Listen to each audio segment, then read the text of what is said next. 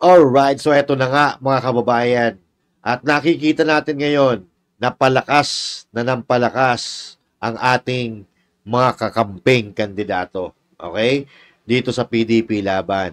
At kanina nga ay kahapon, no? Nangyari na po yung pinakahihintay natin na makasali si Pastor Apollo C. Kibuloy diyan sa slate ng PDP laban. Alright? So, ngayon, mga kababayan, unti-unti na pong naisa sa katuparan, ha?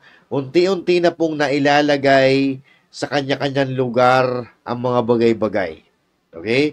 So, ang susunod na nito, mga kababayan, ang pag-uusapan na naman natin ay ang pagpapaganda at paglalagay sa kaayusan ng ating bansang Pilipinas. Kung tayo ay maglalagay or pipili ng mga matitinong kandidato, no? So, kagabi ni-live natin mga kababayan yung pagkikita-kita ng PDP laban, mga kandidato, yung mga senatorial candidate natin na talaga namang napakasarap pakinggan ng kanilang mga sinasabi. At higit sa lahat, mga kababayan, kitang-kita natin yung talagang pagrespeto, paggalang, at pagmamahal nila kay Pastor Apollo C. Kibuloy at buong puso nilang tinanggap sa kanilang partido itong si Pastor Apollo C. Kibuloy, mga kababayan. And hopefully, no, makasama na natin si Pastor Apollo Kibuloy dito sa labas. Dahil totoo naman na wala po siyang kasalanan, mga kababayan. Alright?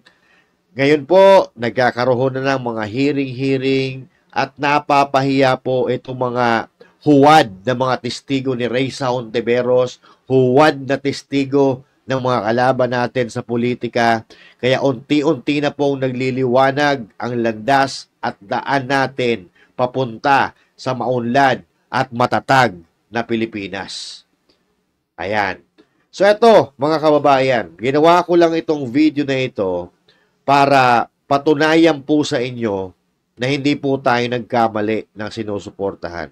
Kumbaga dito, hindi pa tayo tumataya, panalo na tayo, mga kababayan. Lalo-lalo na kung lahat yan ay susuportahan natin. No? Pero, ang inaawit namin sa inyo, etong si Pastor Apollo C. Kibuloy. Alright? So ngayon, mga kababayan, alam naman natin na napag-iinitan siya ng gobyerno. Actually, lahat naman napag-iinitan eh. Basta kritiko ng gobyerno, napag-iinitan.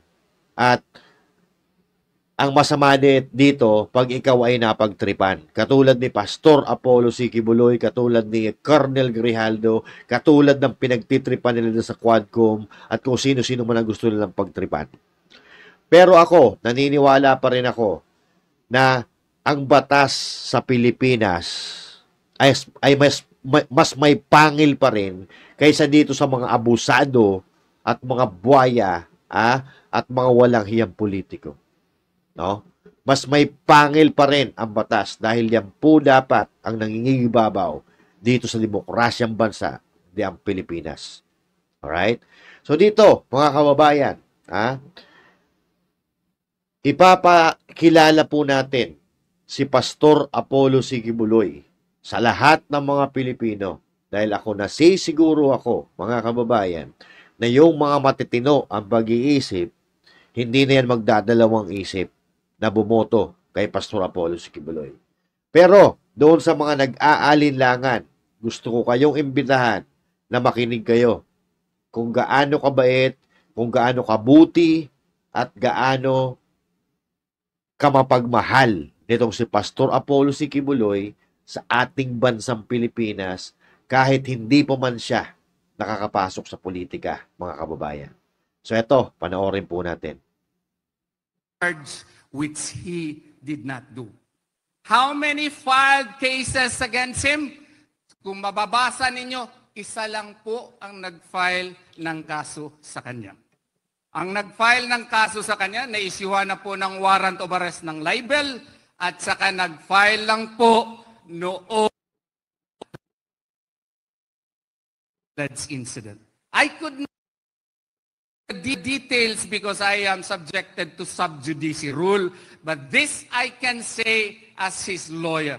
He is innocent, and because of that, he has been made the poster boy of political persecution in our country today.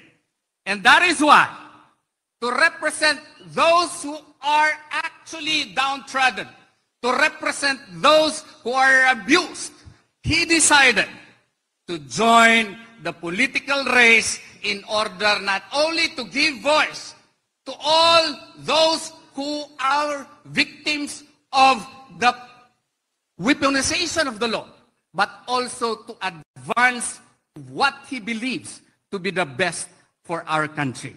Kaya nga, akin po kayong nire-request from the bottom of our hearts. Hindi na po tayo mag-atubiling suportahan si Pastor Apollo C. Quiboloy. Yun. Siya po ay pastor, ako po ay isang Muslim. Balik Islam po ako sa lahat po ng ating mga kapatid na Muslim. Assalamualaikum warahmatullahi wabarakatuh. And even if I am a Muslim, I have been his lawyer for many years. I have been with him, talking to him, conversing with him. And I do believe in my heart that if you will place him in the Senate, he will be able to advance not only the interest of us, the downtrodden, but likewise, he will advance the progress of this country. Why? Why do I say that? Ano po ang pruweba natin? Kasi kung mag-manifest ka sa korte, kailangan ka ng ebidensya. Wala na po tayong kailangan na ebidensya. Tingnan niyo po ang katauhan ni Pastor Apollo C. Quiboloy. Tingnan niyo po ang KOJC. He started from scratch. Yet, he was able to make KOJC one of the leading religious organizations in the country. He has led so many people out of ignorance by making them scholars. He has led many youth to be gifted with education. He has fed many children and he has helped many poor countrymen of ours. So, kung kailangan po tayo ng Exhibit A na walang bahid na korupsyon, si Pastor Apollo C. Quiboloy na po iyon. Pwede ba nating suportahan si Pastor Apollo C. Quiboloy? Oo naman, syempre. Number 1 yan sa listahan natin. Hi there. At sana, number 1 din yan sa listahan ng mga Pilipino. Siya po ay hindi lamang kaibigan ng ating minamahal na presidente. Para na po siyang kapatid. Siya po, kung siya ay iyong kaibigan, maski na po ano ang i-offer ng kabila, siya po ay tatayo sa iyo. Bakit? Ganun po ang pagkatao ni Pastor Apollo C. Quiboloy. Dahilan nga sa kanyang pagmamahal sa ating Presidenteng Duterte, siya ngayon ay nakakulong. Lahat po ng assets niya, pati nga po aking bangko po, aking bank deposit, frozen po lahat. Lahat po ng kanyang mga corporations na mga assets, frozen po lahat. Alam nyo, yung SMNI, sarado po, pero marami kaming ginagawang paraan para makapagpadala pa rin ng balita sa inyo, para mabigyan po kayo ng boses sa inyong kampanya at para marinig ang mga taong walang boses sa ngayong administrasyon. Yun. You know, Wala. I don't have to tell you, has already proven to be the most rotten administration in the entire history. Why? Because look at our funds, they are all missing. No explanation. Look at our gold, it is missing. No explanation. It is only saying that we have to do it because it is in accordance with the job of the BSP. Look at our other fundings. Investigation that has been done, instead the investigation has been done is towards the political persecution of our beloved Vice President and our President of the Republic of the Philippines. Sigurado po ako, pag ilagay ninyo si Pastor Apollo C. Kibuloy Yan. doon po sa Senado, he will be your voice. He will be your voice who cannot be bought, hindi mabili, maski pa anong pera ang offer mo sa kanya. Yeah. Kaya po, from the bottom of our hearts, we request you to give. Alright. So regarding doon sa kahit ilang pera o magkano ang isuhol mo sa kanya na kinukwento ni Atty. Torion, itong gobyerno ni Marcos, mga kababayan, hindi ko alam kung may nagsabi na nito at dati hindi ko to sinasabi dahil hindi ko alam kung pwede sabihin. Pero ngayon, since binakbakan, ginipit nila si Pastor at kung sino-sino pang gusto nila na pagtripan, ito po yung nangyari dyan mga kababayan. Bago po nila ipasara ang SMNI, bago pa man tanggalin yung mga YouTube account, Facebook account ng SMNI, pati ni Pastor Apollo C. Kibuloy, nilapitan sila ng gobyerno ni Marcos Jr. At ang tanong, magkano ba? Okay?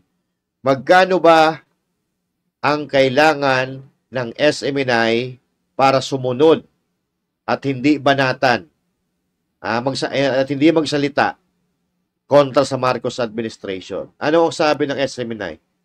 Ang sabi ng SMNI, magkaroon lang sila ng access sa Malacanang sa pagbabalita o access sa mga ahensya ng gobyerno. Yun lang ang hiniling ng SMNI. No? At doon, mga kababayan, naramdaman ng Marcos administration na hindi mukhang pera ang SMNI, hindi mukhang pera si Pastor Apollo C. Kibuloy. So, ibig sabihin, siguro na-threaten sila na dahil alam naman nila na ang SMNI ay talagang patas magbalita. No? Noong nagsasalita pa rin ang SMNI ng mga katotohanan ng balita, mga napapanahong balita at tunay na nangyayari sa ating lipunan, doon na po sila hindi tinantanan. Hanggang sa na-freeze na yung mga assets, yung SMNI pinasara nila. Actually, hindi po hindi po sarado yung prangkisa. Nandyan po floating. Hindi lang pinapayagan ng gobyerno ni Marcos na mga pag-ere dahil nabubulgar nga lahat ng katiwalian, lahat ng mga pangyayaring hindi maganda sa Pilipinas. So yan ay patunay na hindi kailangan ng pera ni Pastor Apollo C. Kibuloy. So ibig sabihin, kapag nanalo siya, maglilingkod siya ng tapat, hindi siya magnanakaw dahil wala siyang dahilan para magnakaw dahil nasa kanya na ang lahat. Give him not only your support, but your deafening support this coming elections because he will be your voice in the Senate. Ano ba ang mga plano ni Pastor? Ang plano ni Pastor, siya po ang magiging warrior ninyo ng korupsyon. Siya ang taong walang bahid na korupsyon. Siya pa po ang tumutulong. Kung siya ang tumutulong sa tao, then we cannot accuse him of anything. So he will be your warrior against corruption in the Senate. And what will he do? He will push for laws such as the Whistleblower Protection Act that will protect those who have the information against corruption. He will likewise strengthen existing laws so that information sharing insofar as corruption is concerned, especially from witnesses, will be protected. What else? He also intends to make this country a progressive country. If he was able to make KOJC prosperous as it is, then there is no reason that through the laws that he will be able to pass, he would be able to advance that in sponsoring poverty alleviation bills. And what are these? Number one, he will introduce a comprehensive social protection bill. There is now an existing law on it, Republic Act 11310, or the Social Pension for Indigent Senior Citizens Act. What he will do is to rationalize the existing programs which is abused under the present administration now, such as ACAP, AX. There is a need for this to rationalize. There's no need for it to be stopped, but there is a need for it to be rationalized such that yung mga beneficiaries po ay clearly identified. Dapat meron itong system of publication at saka kung mayroong mag-object, dapat merong remedies. Remedies siya na itong tao na ito, tao ng kapitan, itong tao na ito maraming pera, bakit siya naging proposed beneficiary ng itong mga programang ito. So he would therefore introduce amendments that would provide feedback mechanisms, transparency in the identification of the most downtrodden Filipinos, in the identification of these beneficiaries, so that these social assistance would not be used as a political tool to advance only the interest of the powerful and the political vultures in the country today. This would target low-income families, the elderly, the single parents, as well as the PWD. He likewise intends to introduce in the Senate Livelihood and Employment Generation Act, which would further improve Republic Act 10869, or the National Employment Recovery Strategy, by providing incentives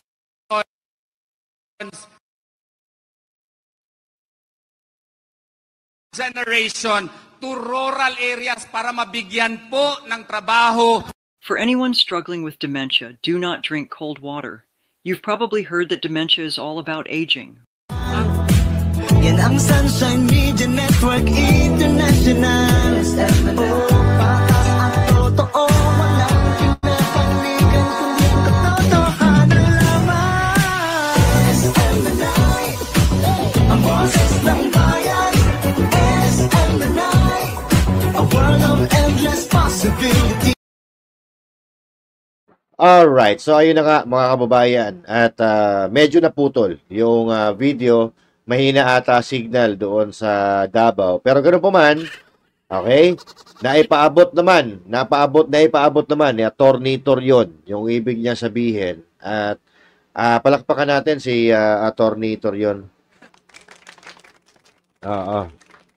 Iba talaga ang talino nitong abogado na ito. Talaga pag nagsasalita ito, mapapanganga ka eh. Katulad din, pag nagsasalita si PRRD, pag nagsasalita si Pastor Apollo C. Quiboloy, mapapatunganga ka rin eh. Kasi marami kang mapupulot na aral. So ito, katulad ng sinasabi ni Atty. Torion, mga kababayan, wala ka nang hahanapin pa. Nandiyan na lahat kay Pastor Apollo C. Quiboloy. At umaasa tayo na makakasama natin siya sa pagdating ng pangangampanya. Alright? Sa mga naghahanap, okay? Sa mga gustong makita si Pastor Apollo C. Quiboloy ng personal, pasasaan ba? At darating din tayo sa punto na yan dahil walang kasalanan si Pastor Apollo C. Quiboloy. At ngayon nga mga kababayan, medyo kung hindi lang po pwede kasi ikwento, no? Hindi lang po pwede ikwento kasi nasa korte na po ito eh. Nasa korte na po. Pero mga kababayan, malay natin, gulatin na lang tayo ni Pastor Apollo C. Quiboloy at nagdilibot-libot na tayo kasama siya habang nangangampanya. Patuloy po natin, mga kababayan, ipanalangin ang kaligtasan at kalusugan ni Pastor Apollo C. Quiboloy dahil ako, itataya ko lahat dito, pati pamato. kay Pastor Apollo C. Quiboloy at sa mga PDP laban candidates, mga kababayan, para naman sa ganon, kahit papaano, umunlad-unlad, maging masagana, at makakita naman tayo ng magagandang bagay na mangyayari sa Pilipinas. Hindi puro karahasan, patayan, droga, at kung ano-ano pa. Doon naman tayo, mga kababayan. Pangarapin natin ang maganda, masaya, at matatag na Pilipinas. Piliin natin yung mga kandidato na may takot sa Diyos at may pagmamahal sa bansang Pilipinas. Once again, my name is Master Judayson. Thank you. God bless you all. And to God be the glory. Magandang araw po sa inyo lahat. Bye!